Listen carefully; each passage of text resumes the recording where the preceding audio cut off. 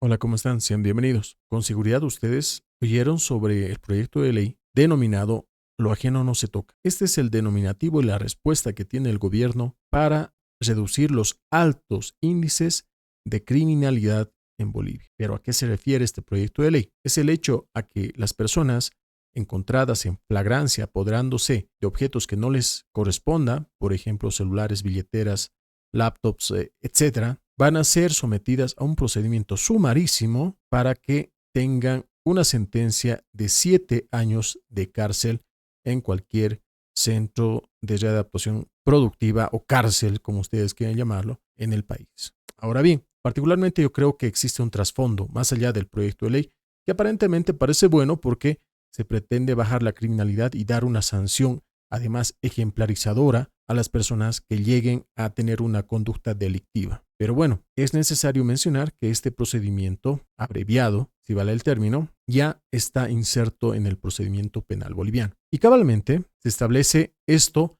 en el título quinto, donde se refiere un procedimiento inmediato para delitos flagrantes. Y es que a partir del artículo 393 bis del procedimiento penal, el cual ha sido modificado e implementado mediante la ley 586 del 30 de octubre de 2014, se establece justamente a partir de este artículo para adelante en cuanto a la procedencia, en cuanto a los elementos de audiencia, también se establece los elementos del juicio inmediato, la sentencia y los actos preparatorios del juicio inmediato. ¿Esto qué quiere decir? Que incluso se establecen términos que en comparación a un proceso ordinario son bastante cortos. Por ejemplo, se dice en el artículo 393 ter relativo a la audiencia, parágrafo primero, numeral segundo, que se puede establecer hasta un plazo de máximo 30 días para que el representante del Ministerio Público pueda realizar actos investigativos.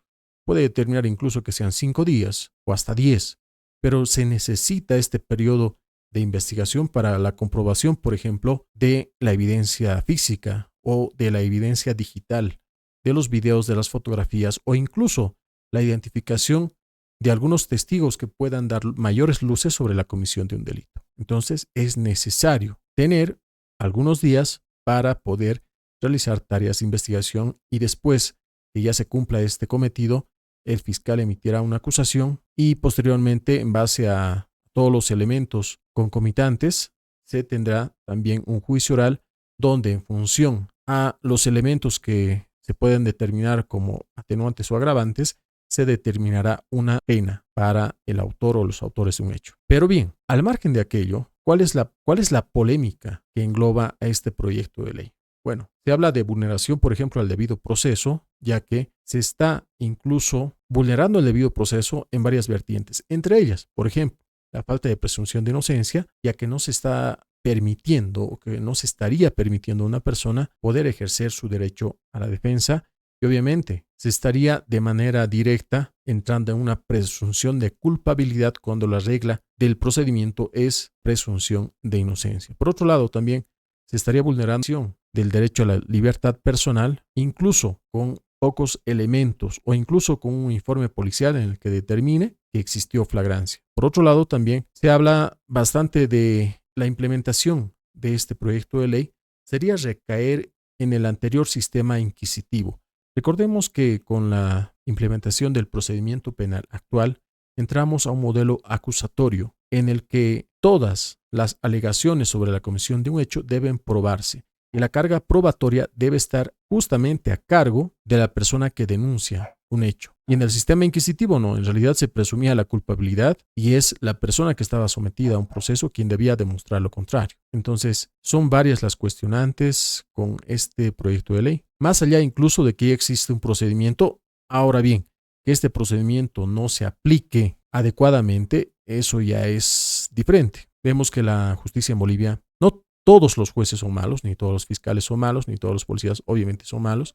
Existen muy buenos policías, jueces, fiscales que realmente cumplen con la labor, incluso van más allá del cumplimiento del deber, en el caso de los policías, y es por eso de que no se puede englobar a todos dentro de una misma conceptualización, pero una gran parte del sistema de administración de justicia en Bolivia está muy mal llevada. Existe corrupción, existe injerencia política, existe extorsión por parte de los administradores de justicia. Esto permite de que exista también desconfianza de la población hacia la administración de justicia. Y por otro lado, además, con este tipo de proyecto de ley, se estaría además estigmatizando y criminalizando en cierto modo hasta la pobreza, ya que no todas las personas que llegan a delinquir lo hacen por un ánimo de dañar al otro. Existen casos en los cuales existe una necesidad por la cual estas personas llegan a, por ejemplo, hurtar fruta, un ejemplo. Y es por eso que imagínense, en la aplicación de este proyecto de ley se estaría, tal vez hasta por objetos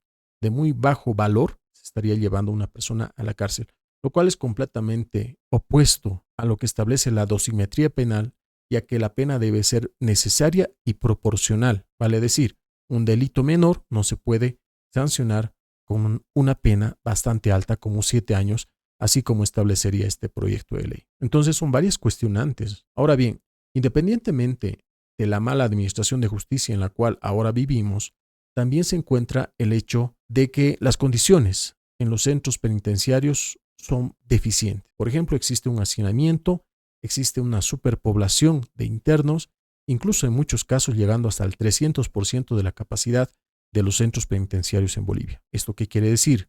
Que con seguridad se va a tener un incremento mucho más grande de internos con la aplicación de este proyecto de ley, en el caso de que llegue a ser promulgado en base al procedimiento legislativo. Esto conllevaría con seguridad a un colapso del sistema penitenciario en Bolivia.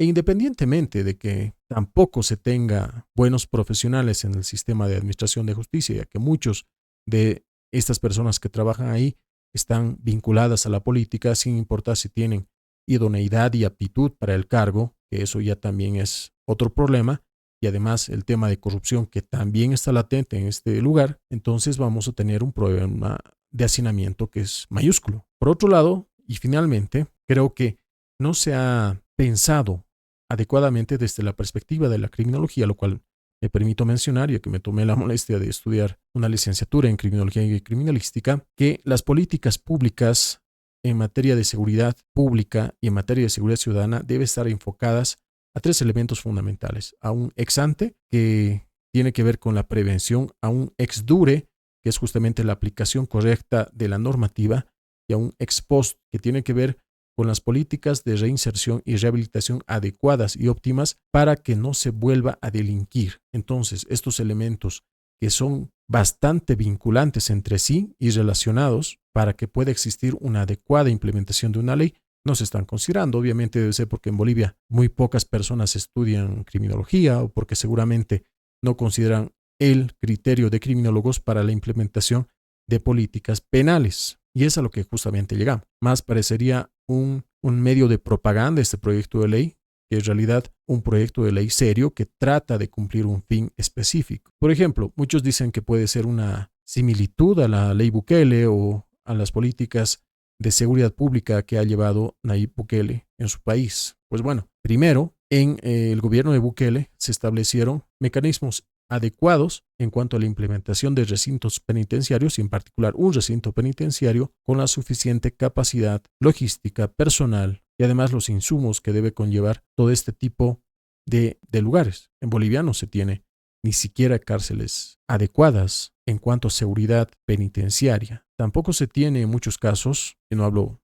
por todos, pero hay policías muy buenos en el tema de seguridad penitenciaria, pero una gran mayoría no están capacitados para la seguridad penitenciaria, ya que existen además otras particularidades. No solamente es la seguridad, sino también entender la misma psicología criminal para proponer mejores y efectivas políticas criminales en el área penitenciaria. Entonces todavía estamos bastante lejos de entender este problema. Y más allá de que los delincuentes necesitan cumplir una pena y obviamente necesitan ser sentenciados, tenemos que ver, uno, necesariamente por el cumplimiento de garantías constitucionales. Necesitamos ver el hecho de que se respeten sus derechos, ya que somos suscriptores de políticas internacionales, por ejemplo, el famoso Pacto de San José de Costa Rica, donde se establecen elementos como el debido proceso. Además, está el respeto a la ley, la igualdad ante la ley, y esto nos puede llevar a consecuencias más adelante, sanciones internacionales como país, ya que no se estaría respetando los derechos de las personas. Entonces, es un problema que va más allá solamente de la proposición de una ley que parecería que es buena. Existen elementos como mejorar la justicia,